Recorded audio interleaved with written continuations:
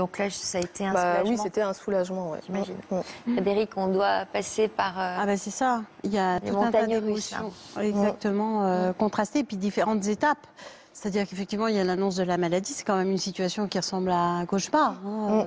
Se retrouver la joie d'une grossesse et puis finalement l'impensable, parce que c'est difficile de penser à un cancer du sein quand on est enceinte. C'est quand même une situation qui est rare. Donc c'est effectivement très violent parce qu'il n'y a pas beaucoup de cas.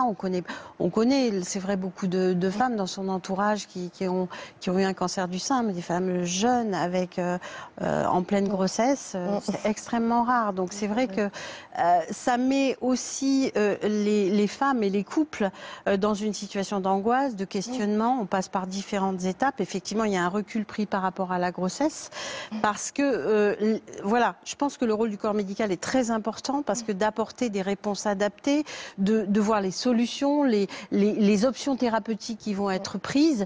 Et effectivement, il y a l'étape d'après, c'est-à-dire que là où on est rassuré sur la viabilité de la grossesse, alors là, c'est précisément la grossesse qui prend le dessus. Donc le désir de vie, l'énergie de vie, elle va se mobiliser en vue de mener à terme cette grossesse. Et du coup, là, on sera dans une énergie un peu plus positive, un combat plus positif. Mais avant d'être rassuré, il y a toute cette étape d'angoisse. Et moi, certaines femmes, j'ai eu l'occasion d'accompagner, parce qu'il y a certaines ont vraiment besoin d'un accompagnement psychologique,